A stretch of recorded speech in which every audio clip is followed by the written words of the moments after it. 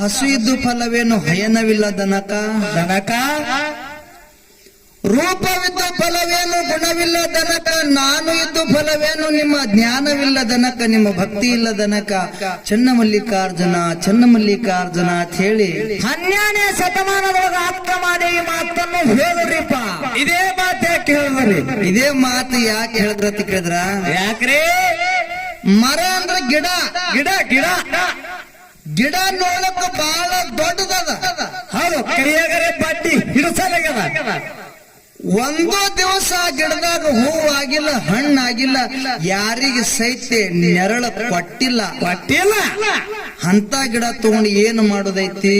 ಸಣ್ಣ ಕಡದು ಒಲಿಗೆ ಹಚ್ಚುದೈತಿ. ಇನ್ನು ಹಸು ಇದ್ದು ಫಲವೇನು ಹಯನವಿಲ್ಲ ದನಕ. ಹಸು ಅಂದರೆ ಆಕಳು. ಆಕಳು ಆಕಳು ನೋಡಕ್ಕೂ ಬಹಳ ದೊಡ್ಡದದ, ಎತ್ತರ ಐತಿ.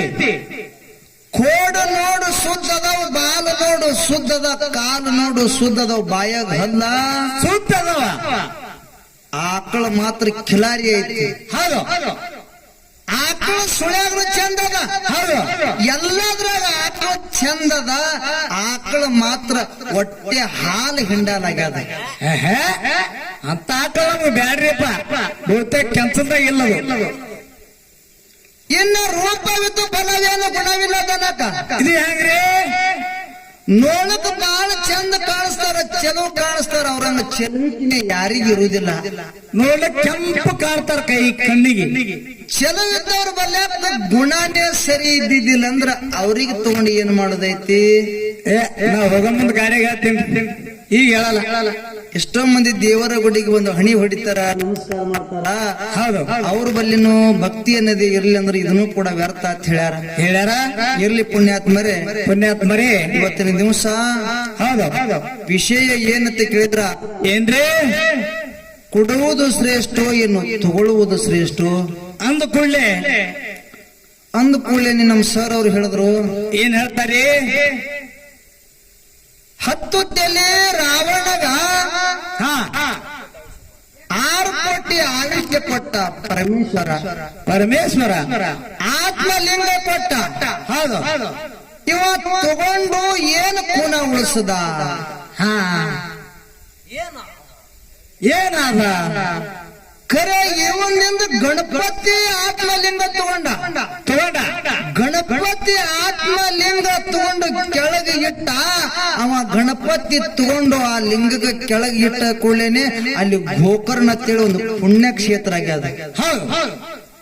ಇದು ಆ ರಾವಣನ ಕೈಯಂದು ಗಣಪತಿ ತಗೊಂಡು ಇಟ್ಟಿದ್ರ ಸಲುವಾಗಿ ಅಲ್ಲಿ ಗೋಕರ್ಣ ಅಂತೇಳಿ ಆಗ್ಯದ, ಪುಣ್ಯ ಕ್ಷೇತ್ರ ಆಗ್ಯದ. ಅಲ್ಲಿ ಹೋಗಿ ನೋಡಿದ್ರು ಸಿಗ್ತಾರ. ಸಿದ್ಧಾಂತ ಐತಿ. ಜಗತ್ತಿನೊಳಗೆ ತಗೊಳ್ಳುವುದೇ ಶ್ರೇಷ್ಠ ಐತಿ. ತಗೊಂಡಿದ್ರಿಂದ ಏನಾಯ್ತ್ರಿ ಅಂತ ಕೇಳಿದ್ರ, ಏನು? ನಮ್ಮ ಹಾಲ ಮತದೊಳಗ ಕಳವಿ ನಾರಾಯಣ ಗೌಡ ಶಿವನ ಸೇವಾ ಮಾಡ್ತಿದ್ದ. ಯಾರು? ಕಳವಿ ನಾರಾಯಣ ಗೌಡ ಶಿವನ ಸೇವಾ ಮಾಡ್ತಿದ್ದ. ಮುಂದ ಕಾಶಿ ಯಾತ್ರೆ ಮಾಡ್ಬೇಕಲ್ಲಕತ್ತ. ಹೌದು, ಯಾರು? ಕಳವಿ ನಾರಾಯಣ ಗೌಡ. ಹೌದು, ಕಾಶಿ ಯಾತ್ರೆ ಮಾಡ್ಬೇಕು. ಕಾಶಿ ಯಾತ್ರೆಗೆ ಹೋಗಕ್ಕಿಂತ ಮುಂಚಿತವಾಗಿ ಆ ಶಿವನ ಸೇವಕ ಯಾರಿಗಾದ್ರೂ ನೇಮಿಸಿ ಹೋಗಬೇಕಂತೇಳಿ ಅಲ್ಲಿ ಬರಮ್ಮ ದೇವರಿಗೆ ನೇಮಿಸದ. ಬರಮ್ಮ ದೇವರಿಗೆ ತನ್ನ ತಂಗಿಯಾಗಿರ್ತಕ್ಕಂಥ ಸೋರಮ್ಮ ದೇವಿಗೆ ಕೊಟ್ಟು ಲಗ್ನ ಮಾಡಿ ಬರಮ್ಮ ದೇವರಿಗೆ ಶಿವನ ಸೇವಕ್ಕಿಟ್ಟು ಕಳವಿ ನಾರಾಯಣಗೌಡ ಕಾಶಿ ಯಾತ್ರೆಗೆ ಹೋದ. ಹೋಗಿ ಮರಳಿ ಬಂದ ಕೂಡಲೇ ಶಿವ ಬರಮ ದೇವರ ಸೇವೆ ಒಳಗ ತಲ್ಲೀನಾಗಿದ್ದ. ಹೌದು, ಮೈ ಮರ್ತಿದ್ದ. ಈ ಕಳವಿ ನಾರಾಯಣಗೌಡ ಹೊಟ್ಟೆ ಕಿಚ್ಚಾಯ್ತು. ನಾನು ಸೇವೆ ಮಾಡೀನಿ ಭಗವಂತ, ಒಂದೋ ದಿವಸ ಹಿಂಗ್ ಮೈ ಮರ್ತಿಲ್ಲ.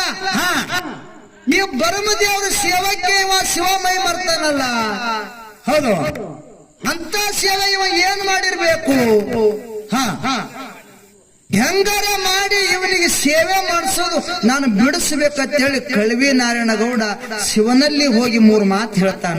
ಏನಂತ? ನಾನು ಕಾಶಿ ಯಾತ್ರೆಗೆ ಹೋಗಿ ಬಂದೀನಿ. ಹೋಗಿ ಬರುವಂತ ಸಮಯದೊಳಗ 3 ಮಾತು ಕಲಿತು ಬಂದೀನಿ ನಾನು. ಹೌದು ಹೌದು ಹೌದು ಏನ್ ಕಲ್ತು ಬಂದೀನಿ? ಏನ್ರಿ? ಒಟ್ಟಿದ ಕುಳಬಾನ ನೋಡಬಾರ್ದು, ಸಲ್ಲ ಹೈದಿದ ಗಿಡ ನೋಡಬಾರ್ದು, ಹುಟ್ಟು ಬಂಜಿಯರ ಕೈಲಿ ಮುಟ್ಟಿ ಸೇವಾ ಮಾಡ್ಕೋಬಾರ್ದು. ಇವು 3 ಮಾತನ್ನ ಕಲಿತು ಬಂದಿನ ಅಂತೇಳಿ ಕಳವಿ ನಾರಾಯಣ ಗೌಡ ಶಿವನಲ್ಲಿ ಹೇಳ್ದ ಕೂಡಲೇ ಭಗವಂತ ಗೊತ್ತಾಯ್ತು ಬರಮದೇವ್ರಿಗೆ ಮಕ್ಕಳಿಲ್ಲ ಅನ್ನೋದು. ಹೌದು ಎಲ್ಲಾ ಪಟ್ಟು ಮುಗಿದು ಹೋಗಿದ್ದು. ಹೌದು ಹೌದು. ಅವಾಗ ಶಿವ ತನ್ನ ಬರಮದೇವರಿಗೆ, ಏನತ್ರಿ? ಬರಮದೇವ್ರ ನಿನ್ನಗಂತೂ ಮಕ್ಕಳಿಲ್ಲ, ನಿನ್ನ ಕೈಲಿ ನಾ ಮುಟ್ಟಿ ಸೇವಾ ಮಾಡ್ಕೊಳ್ಳಲ್ಲ, ಸೇವಾ ಬಿಟ್ಟು ಹೋಗತ್ ಹೇಳ್ದ. ಹೋಗಂದ ಕೂಡಲೇ ಬರಮದೇವ್ರಿಗೆ ದುಃಖ ಬರ್ಲಕತ್ತು. ಯಪ್ಪ, ದಿನಾಲು ನಿನ್ನ ಸೇವೆ ಮಾಡಿದ್ರೆ ನನಗೆ ಖುಷಿ ಆಗ್ತಿತ್ತು, ನನಗೆ ಸಂತೋಷ ಆಗ್ತಿತ್ತು, ನನ್ನ ಮನಸ್ಸಿಗೆ ತೃಪ್ತಿ ಆಗ್ತಿತ್ತು. ನಿನ್ನ ಸೇವೆ ಬಿಟ್ಟು ನನಗೆ ಬೇರೆ ಏನು ಗೊತ್ತಿಲ್ಲ ಭಗವಂತ, ನಿನ್ನ ಸೇವೆ ಬಿಡಿಸಬೇಡ ಅಂದ್ರು ಕೂಡ ನಿನ್ನ ಹೊಟ್ಟೆಲಿ ಮಕ್ಕಳಿಲ್ಲ ಬರಮದೇವ್ರ, ನಿನ್ನ ಕೈಲಿ ನಾನು ಮುಟ್ಟಿ ಸೇವೆ ಮಾಡ್ಕೊಳಲ್ಲ, ನೀವು ಹೋಗಂದ ಕೂಡಲೇ ಬರಮದೇವ್ರು ಅಳ್ಕೋತ ಮನೆಗೆ ಬಂದ. ಮನೆಗೆ ಬಂದ ಕೂಡಲೇ ಸೂರಮದೇವಿ ಕೇಳ್ತಾಳ ಗಂಡಗ, ಏನತ್ರಿ? ಪತಿನಾಥ, ಪತಿದೇವ, ದಿನಾದು ಶಿವನ ಸೇವೆ ಮಾಡಿ ನಕ್ವತ್ತು ಖುಷಿದಿಂದ ಆನಂದದಿಂದ ಹೌಸಲೆ ಮನೆಗೆ ಬರ್ತಿದ್ರಿ. ಹೌದಾ?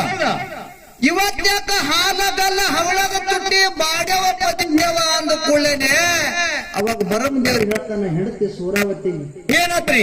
ಸತಿ, ನಿಮ್ಮ ಅಣ್ಣ 3 ಮಾತು ಕಲಿತು ಬಂದಾನ. ಒಟ್ಟಿದ ಕುಳಬಾನ ನೋಡಬಾರ್ದಂತ, ಸದ್ ಹೈದ ಗಿಡ ನೋಡಬಾರ್ದಂತ, ಹುಟ್ಟು ಬಂಜೀರ ಕೈಲಿ ಮುಟ್ಟಿ ಸೇವಾ ಮಾಡ್ಕೋಬಾರ್ದತ್ತ. ನಮಗ ಮಕ್ಕಳಿಲ್ಲ ಸೂರಾವತಿ, ಅದರ ಸಲುವಾಗಿ ನಮ್ಮ ಕೈಲಿ ಶಿವ ಮುಟ್ಟಿ ಸೇವಾ ಮಾಡ್ಕೊಳ್ಳಲಕತ್ತಾನ. ಶಿವನ ಸೇವಾ ಬಿಟ್ರೆ ನನಗೆ ಬೇರೆ ಏನು ಗೊತ್ತಿಲ್ಲ, ನನಗೆ ಬಿಡಿಸಿ ಕಳ್ಸ್ಯಾನ, ಅದ್ರ ಸಲುವಾಗಿ ನನಗೆ ದುಃಖ ಆಗ್ಲಕತ್ತದ, ಅದಕ್ಕೆ ನಾ ಅಳ್ಳಕತ್ತೀನಿ ಅಂತೇಳಿ ಗಂಡ ಹೇಳ್ದ. ಅವಾಗ ಸೂರಮದೇವಿ ತಾಳ, ಏನತ್ರಿ? ಪತಿದೇವ, ಅಳಲಕ್ ಹೋಗ್ಬೇಡ್ರಿ, ಅಳಬೇಡ್ರಿ, ಶಿವನಲ್ಲಿ ಹೋಗಿ ನಾನು ಫಲಸಂತನ ತಗೊಂಡು ಬರ್ತೀನಿ ಅಂತ ಹೇಳಿದ್ರು ಸೂರಮದೇವಿ. ತಗೊಂಡು ಬರ್ತೀನಿ ಅಂತ ಕೈಲಾಸಕ್ಕೆ ಬಂದ್ರು. ಕೈಲಾಸಕ್ಕೆ ಬಂದು ಶಿವನಲ್ಲಿ ಶರಗೊಡ್ಡಿ ಬೇಡ್ತಾಳ, ಏನತ್ತ? ಪತಿನಾಥ, ನನ್ನ ಪಂಚಿತನ ನೀಗಿಸು, ನನ್ನ ಪಂಚಿತನ ಹೋಗಲಾಡಿಸು, ನನಗ ಫಲಸಂತನ ಕೊಡುವಂದ್ಳು ಸೂರಮದೇವಿ. ಅವಾಗ ಶಿವ ಹೇಳ್ತಾನ, ಏನತ್ರಿ? ಸೂರಮದೇವಿ, ನಿನ್ನ ಭೋಗದಾಗ ಮಕ್ಕಳೇ ಇಲ್ಲ ಅಂತ ಹೇಳ್ದ. ನಿನ್ನ ಭೋಗದಾಗ ಮಕ್ಕಳಿಲ್ಲ ಅಂದ ಕೂಡಲೇ ಸೂರಮದೇವಿ ತಾಳ, ಏನತ್ತ? ಯಪ್ಪ, ನಿನ್ನಲ್ಲಿ ನಾನು ಫಲಸಂತನ ತಗೊಂಡು ಹೋಗ್ಲಿಕ್ಕೆ ಬಂದೀನಿ, ನೀ ನನ್ನ ಫಲಸಂತನ ಕೊಡಬೇಕು, ಇಲ್ಲ ಅಂದ್ರೆ ನಾನು ಇದೇ ಶಿವಲಿಂಗದ ಗದ್ದಿಗೆ ಹಣಿ ಹೊಡೆದು ಪ್ರಾಣ ಕೊಡ್ತೀನಿ ಅಂತೇಳಿ ಶಿವಲಿಂಗದ ಗದ್ದಿಗೆ ಸೂರಮದೇವಿ ಹಣಿ ಹೊಡೆದು ಪ್ರಾಣ ಕೊಡ್ತಿದ್ರು. ಯಾರು? ಶಿವ ಏನ್ ಮಾಡ್ಬೇಕು ಕೇಳಿದ್ರ, ಶಿವನಿಂದ ಹಣಿ ಬೆವರೊಂದು ಸೂರಮದೇವಿ ಹುಡ್ಯಾಗ ಬೆತ್ತು. ಅದೇ ಹಣಿ ಬೆವರು ಸೂರಮದೇವಿ ತಗೊಂಡು ಕೂಡಲೇ ಹಾಲು ಮತದೊಳಗ ಬೀರ ದೇವ್ರು ಹುಟ್ಟಿ ಬಂದನ. ಹಣಿ ಬೆವರು ಖರೆ ಮಾತ. ಅದೇ ಹಣಿ ಬೆವರು ತಗೊಂಡು ಅದರ ಹಣಿ ಬೆವರದಿಂದ ಬೀರ ದೇವರು ಹುಟ್ಟಿ ಬಂದ. ಬೀರ ದೇವರು ಗುಡಿ ಹಳ್ಳಿ ಹುಟ್ಟ್ಯಾವ. ದಟ್ಟ ದೈತರ ಮರ್ದನ ಆಗ್ಯಾದ, ಶ್ರೇಷ್ಠರನ್ನ ಪರಿಪಾಲನೆ ಆಗ್ಯಾದ.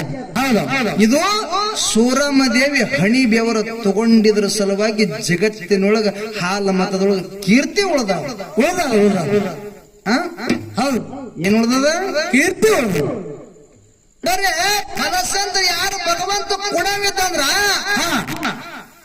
ಎಷ್ಟೋ ವರ್ಷ ಪರಮದೇವ್ರ ಸೇವಾ ಮಾಡ್ಯಾನ, ಮತ್ತ ಅವಾಗೆ ಕೊಡ್ಬೇಕಾಗಿತ್ತು. ಯಾಕೆ ಕೊಡ್ಲಿಲ್ಲ? ಸೂರಮದೇವಿ ಹಠ ತೊಟ್ಟು ಶಿವಲಿಂಗದ ಗದಿಯ ಹಣಿ ಹೊಡೆದ ಪ್ರಾಣ ಕೊಡ್ಬೇಕು ಅನ್ನೋದ್ರಾಗ ಶಿವನ ಹಣಿ ಬೆವರಿನಿಂದ ಒಂದು ಬೆವರ ಉಡ್ಯಾಗ ಬಿದ್ದದ. ಅದೇ ಬೆವರಿನಿಂದ ಬೀರ್ ಬೆವರು ಹುಟ್ಟ್ಯಾನ. ಅದು ಹಣಿ ಬೆವರು ತಗೊಂಡಳತ್ ಹೇಳಿ, ಹಣಿ ಬೆವರು ತಗೊಂಡಳತ್ತೇಳಿ ಬೀರ್ ದೇವ್ರು ಬಿಟ್ಟು ಬಂದನ. ಜಗತ್ತಿನೊಳಗ ಬೀರ್ ದೇವರ ಗುಡಿ ಹಳ್ಳಿಗೆ ಅದಾವ. ಅದಕ್ಕೆ ಜಗತ್ತಿನೊಳಗ ತಗೊಂಡಿದೆ ಶ್ರೇಷ್ಠ ಐತಿ, ಕೊಟ್ಟಿದ್ದು ಕಡಿಮೆ ಐತಿ ಅಂತಕ್ಕಂಥ ವಾದ ನಮ್ಮದೈತಿ. ಅದಕ್ಕೆ ಹೆಚ್ಚಿಗೆ ಮಾತುಗಳನ್ನ ಒಂದು ಅಣ್ಣ ತಮ್ಮರ ದುಃಖದ ಖ್ಯಾಲಿಯನ್ನು ಹಾಡಿ ನಮ್ಮ ಉಭಯ ತಂಡದವರಿಗೆ ಪಾಡಿ ಹೋಗ್ತದೆ. ಸಭಾ ಚಾಪತೆಯಿಂದ ಆಲಿಸಬೇಕಾಗಿ ವಿನಂತಿರುತ್ತದೆ.